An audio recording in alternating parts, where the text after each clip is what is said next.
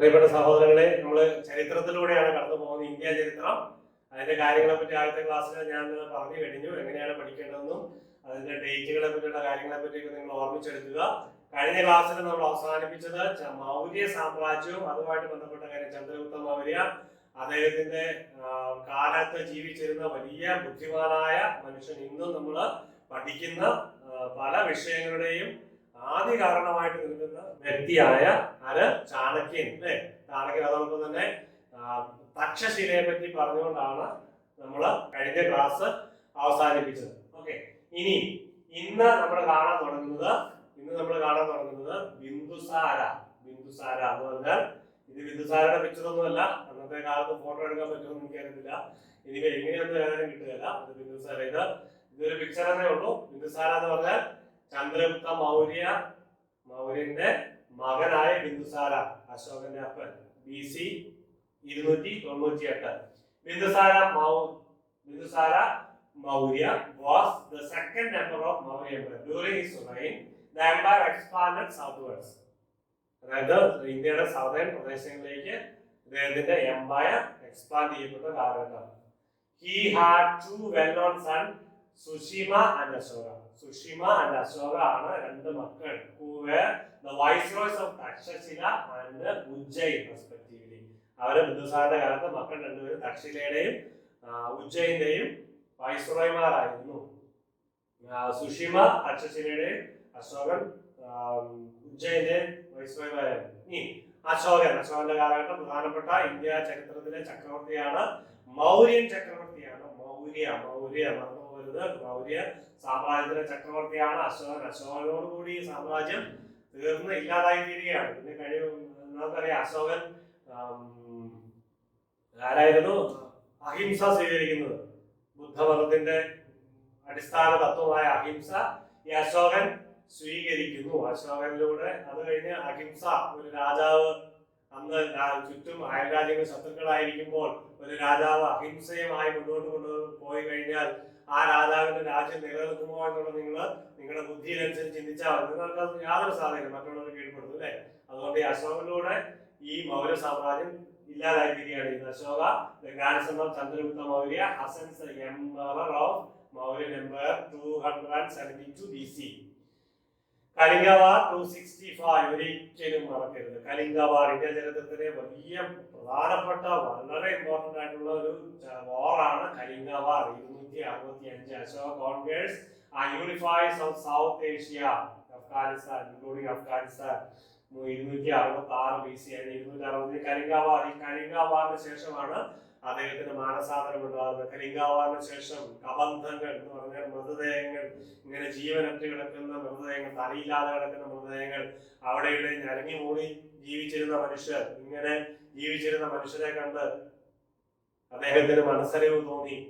അദ്ദേഹം ദുഃഖിച്ചിരുന്നപ്പോൾ ഒരു മുനി അദ്ദേഹത്തോട് ചോദിച്ചു എന്നാണ് പറയപ്പെടുന്നത്, ഈ കബന്ധങ്ങളിൽ ഒരാൾക്കെങ്കിലും ഉയിർ കൊടുക്കാമോ അങ്ങേക്ക്? അദ്ദേഹം പറഞ്ഞു, ഉയിർ കൊടുക്കാൻ ഞാൻ ആരുമല്ല, ഞാൻ ഈശ്വരനല്ല. ഉയിർ കൊടുക്കാൻ ഞാൻ ഈശ്വരനല്ല. അപ്പോൾ അദ്ദേഹം ചോദിച്ചു, ഉയിർ കൊടുക്കാൻ ആവാത്ത അങ്ങേക്ക് ഉയിരെടുക്കാൻ എന്താണ് അവകാശം?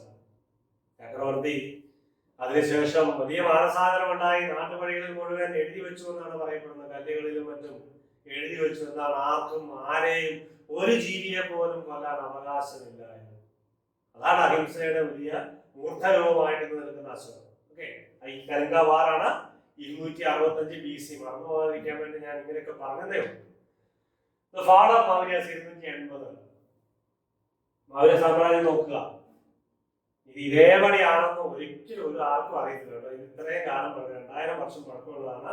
മാപ്പൊക്കെ എന്നൊക്കെ രൂപം കൊണ്ടുവരുന്നു, മാപ്പൊക്കെ ഉണ്ടാവും.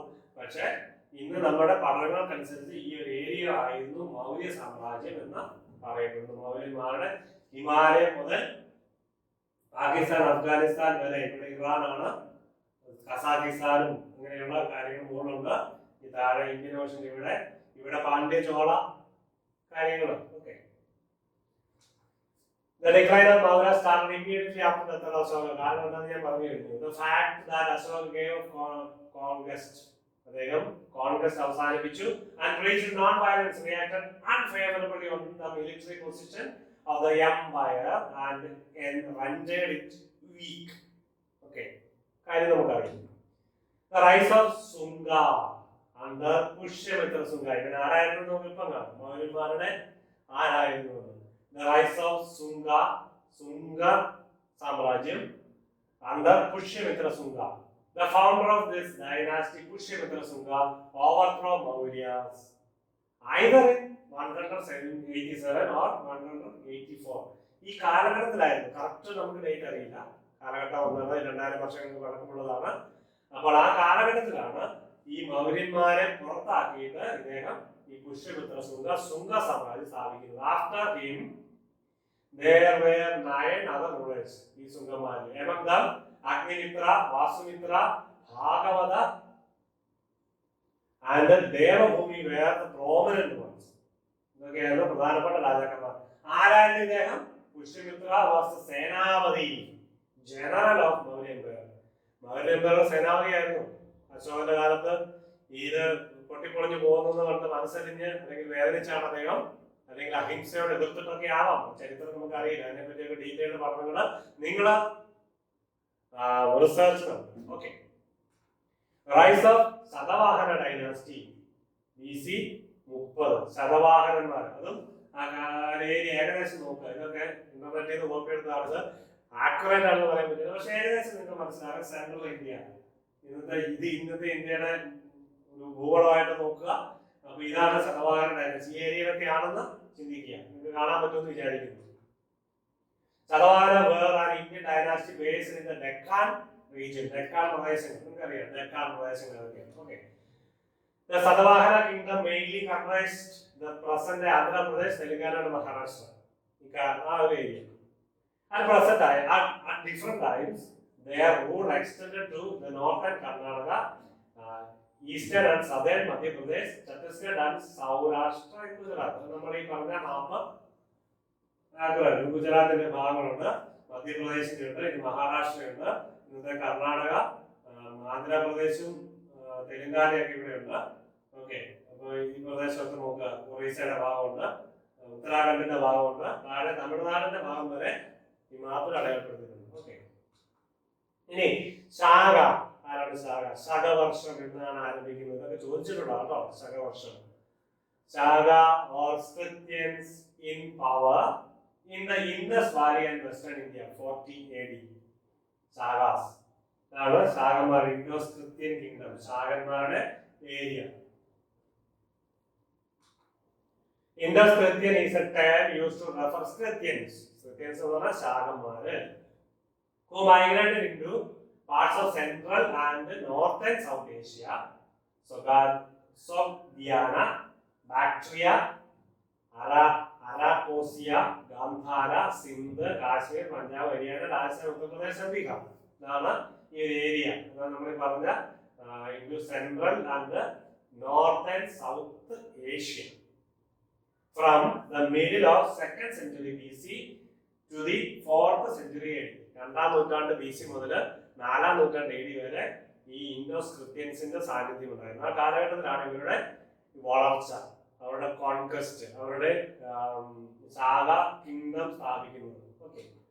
The first Shaka king in South Asia was Maus എന്നായിരിക്കും വായിക്കുന്നത്. 1st century BC. Who established Shaka power in Gandhara, modern Pakistan. Gandhara പ്രദേശം നമ്മൾ നേരത്തെ തക്ഷശിലയെ പറ്റി പറയുമ്പോൾ ഗാന്ധാര എന്ന് പറഞ്ഞ പാകിസ്ഥാൻ അല്ലേ? പാകിസ്ഥാൻ ആൻഡ് അഫ്ഗാനിസ്ഥാൻ റീജിയൻ ഓർക്കുക. നോർത്ത് വെസ്റ്റേൺ ഇന്ത്യയുടെ നോർത്ത് വെസ്റ്റ് ഭാഗങ്ങളാണ് ഈ ഗാന്ധാര പ്രദേശം. ഗാന്ധാരം, ഗാന്ധാരി ഒക്കെ വരുന്നതായിരിക്കും ഗാന്ധാര ദേശം. And gradually extended supremacy over north western India. North western ഇന്ത്യയിലേക്ക് വന്നു. അപ്പോൾ 0 year of Shaka എന്ന 78 AD ലാണ് ശകവർഷം, ശാഖ ഇയർ, ശലിവാഹന ഇയർ, ശകാബ്ദം. നമ്മൾ റേഡിയോ രാവിലെ ഓണാക്കുമ്പോൾ ഇന്ന് ശകവർഷം, ഇന്ത്യ ഫോളോ ചെയ്യുന്ന ഇന്ത്യയുടെ വർഷം എന്നാണ് അറിയപ്പെടുന്നത് കേട്ടോ. അതുകൊണ്ടാണ് രാവിലെ റേഡിയോ ഒക്കെ ഓൺ ചെയ്യുമ്പോൾ നിങ്ങൾക്ക് കേൾക്കാം ഇന്ന് ശകവർഷം ഇത്രയാണെന്നും മലയാള മാസം ഇത്രയാണെന്നും ഇംഗ്ലീഷ് മാസം ഇത്രയാണെന്നും പറഞ്ഞിട്ടില്ലേ? അതാണ് ഈ ശകവർഷം. എന്നാണ് ആരംഭിക്കുന്നത്? 78. ശകവർഷം എന്താണെന്ന് അറിയണമെങ്കിൽ 2020 മൈനസ് 78 കിട്ടും. Okay. The Kushans and Kanishkas 50 AD. Kushan empire നോക്കുക. ഇന്ത്യയുടെ ഗുജറാത്ത്, പാകിസ്ഥാൻ, അഫ്ഗാനിസ്ഥാൻ ഒക്കെ ഉൾക്കൊള്ളുന്ന പ്രദേശം ഇന്ത്യയുടെ ഈ പ്രദേശത്തോട് വരുന്നതാണ്. ഇതാണ് Kushan empire. Kushans were one of 5 branches of Yushi Confederation. നിങ്ങൾ ഏതാ നോക്കുക, ഇന്റർനെറ്റ് സെർച്ച് ചെയ്താൽ വലിയ കാര്യമൊന്നുമില്ല, അറിഞ്ഞാൽ മതി, മനസ്സിലാക്കിയാൽ മതി. ഈ കാലഘട്ടം മനസ്സിലാക്കും. കുഷാൻ എന്ന് പറഞ്ഞ കാലഘട്ടം possibly Iranian or Tocharian Indo European nomadic people അല്ലേ, വാണ്ടറിങ്. നൊമാഡിക് എന്ന് പറഞ്ഞാൽ എന്താ, പ്രത്യേകിച്ച് ഒരു സ്ഥലം, വാസസ്ഥലമൊന്നുമില്ല, ആടുകളെയും പശുക്കളെയും ഇതൊക്കെ കൊണ്ട് ഇങ്ങനെ നടക്കുകയാണ്, ദേശാടനം നടത്തി ജീവിക്കുന്നവരാണ്. അവർക്ക് പ്രത്യേക കാര്യങ്ങൾ, പോകുന്നിടം അവരുടെ ഭവനം, ചെല്ലുന്നിടം അവരുടെ ഭവനം, പോകുന്നിടം അവരുടെ ദേശം. ഓക്കെ, അതാ ഇന്ന് ഇവിടെ ദേശം സ്ഥാപിച്ച നാളെ ചിലപ്പോൾ അവർ അവിടെ നിന്ന് മാറും. അവര് നൊമാഡ്സ് ആണ്, നൊമാഡിക് പീപ്പിൾ എന്ന് പറയും. നൊമാഡ്സ്, വാണ്ടറിങ് അറൗണ്ട്, അല്ലെങ്കിൽ ജീവിതം തിരിച്ചു വന്ന സ്ഥലത്തേക്ക് തിരിച്ചു പോകണമെന്ന് യാതൊരു നിർബന്ധമില്ല. ചിലപ്പോൾ തിരിച്ചു പോയെന്ന് വരാം, ചിലപ്പോൾ പോകുന്ന വഴി വെച്ചു എന്ന് വരാം. ഉപജീവനത്തിന്റെ മാർഗമൊക്കെ ആയിട്ട് ഇങ്ങനെ പോവാണ്. അങ്ങനെയാണ് പ്രധാനപ്പെട്ട ഒരു ജന ആയിരുന്നു ഇവര്. സെറ്റിൽ in ancient bacteria. Okay, Roshi were an ancient Indo-European people originally settled in an arid grassland area spanning the modern Chinese province of Xinjiang and Gansu. ആ പ്രദേശത്തൊക്കെ താമസിക്കുന്നവരാണ്, ചൈനയുടെ പ്രദേശങ്ങൾ. അതാണ് ഈ ജനങ്ങൾ. ഇനി Kanishka first or Kanishka the great. Kanishka the Great. Kanishka first or Kanishka the Great was an emperor of Kushan dynasty. Kanishkan കുഷാനന്മാരായിരുന്നു, Kushan dynasty വംശത്തിൽപ്പെട്ടവരായിരുന്നു. In the second century. Okay, second century എന്ന് പറഞ്ഞാൽ 100 ശേഷം, അല്ലെ 99, 100 മുതൽ 199 വരെയുള്ള കാലഘട്ടത്തിലാണ് സെക്കൻഡ് സെഞ്ചുറി എന്ന് പറയുന്നത്. Second century AD. Second century BC എന്ന് പറഞ്ഞാൽ നേരെ തിരിഞ്ഞു പോയി അല്ലേ. Okay, he is famous for his military, political and spiritual achievements. Ara Kanishka or Kanishka the Great. Ni Parthian kings Gondophares in northwest India. ഈ കാലഘട്ടത്തിലാണ് Saint Thomas the apostle reaching India. Saint Thomas വന്നതിനുള്ള തെളിവായിട്ട് പറയുന്നത് ഈ ഗോണ്ടഫറസിന്റെ കാലഘട്ടത്തിൽ saint Thomas ഇന്ത്യയിൽ വന്നു എന്ന് പറയുന്നു. ഈ ഗോണ്ടഫറസിനെ പറ്റി പറയുമ്പോൾ ഇദ്ദേഹം അഫ്ഗാൻ പ്രദേശങ്ങൾ ഭരിച്ചിരുന്ന രാജാവാണ്. ഇന്ത്യയുടെ നോർത്ത് വെസ്റ്റേൺ പ്രദേശങ്ങളാണ് ഇദ്ദേഹത്തിന്റെ.